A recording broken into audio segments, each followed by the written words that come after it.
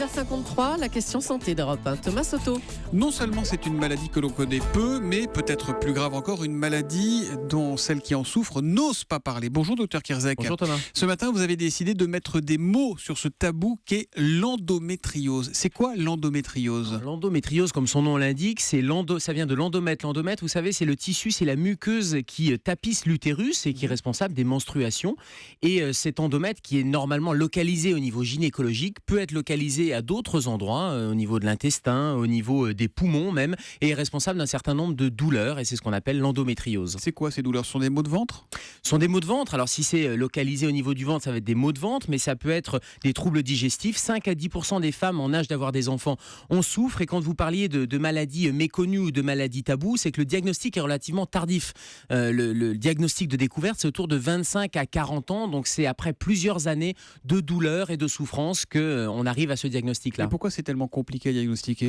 Parce que la cause est inconnue. C'est très compliqué. On a du mal à savoir d'où vient cette muqueuse qui va aller à des endroits où l'endomètre ne devrait pas être. Et ensuite, ces douleurs sont très vagues. Il n'y a pas un test pour diagnostiquer. C'est simple, quand vous avez des spasmes, en fait, c'est ça ? des spasmes, des douleurs, la caractéristique, c'est que c'est rythmé par les règles, c'est rythmé par les menstruations. Et il n'y a pas un test pour diagnostiquer. C'est simple en médecine quand vous avez une prise de sang ou une échographie qui permet de faire le diagnostic. Pour l'endométriose, c'est beaucoup plus compliqué. L'échographie est souvent normale, le test sanguin, les prises de sang sont normales. Et donc, il y a une errance diagnostique avec des femmes qui souffrent et des médecins en face qui ont du mal à faire le diagnostic. C'est grave ? Ça peut l'être ? Ça peut le devenir ou pas, l'endométriose ? C'est grave parce que plus on attend, plus les douleurs vont se pérenniser, vont devenir chroniques avec une souffrance aussi psychique liée à ces douleurs chroniques. Et puis plus on attend, plus les signes vont augmenter. Et la deuxième chose, c'est qu'il y a une complication qui est l'infertilité. Et souvent, quand une femme n'arrive pas ou un couple, mener à l'infertilité, oui, quand un couple n'arrive pas à avoir des enfants, une des causes, et bien finalement, c'est l'endométriose qui évolue depuis un certain nombre d'années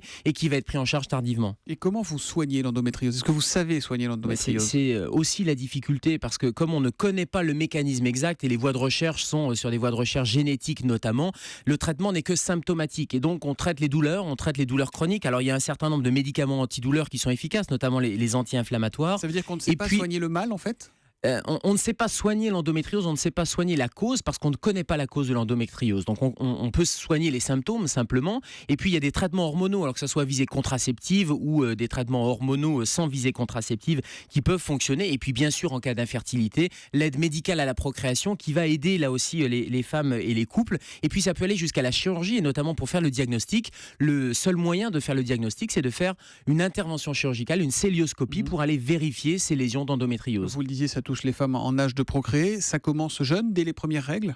Ça peut commencer dès les premières règles, mais souvent on n'y pense pas, on ne fait pas le diagnostic devant ces douleurs qui sont rythmées par les règles, et c'est uniquement quelques années après, 25 à 40 ans, qu'on s'aperçoit que finalement le diagnostic c'était de l'endométriose, avec deux facteurs qui vont améliorer quand même les choses. Un, ça peut être la grossesse, et deuxièmement, ça va disparaître à la ménopause. Bon, en tout cas, la consultation préventive ne peut jamais nuire dans ce genre de Absolument, situation. il faut consulter et il faut aller parler de ces douleurs. À propos de cette endométriose, je vous signale le livre de Marianne Mormina, il s'appelle La maladie taboue et il est publié aux éditions Fayard. Quant à notre docteur, le docteur Kirzek, il est la nuit aux urgences et le matin avec nous à 7h-5 sur Europe 1 pour la question santé d'Europe 1 et il revient donc demain. À demain Gérald. À demain Thomas, bonne journée. Europe 1.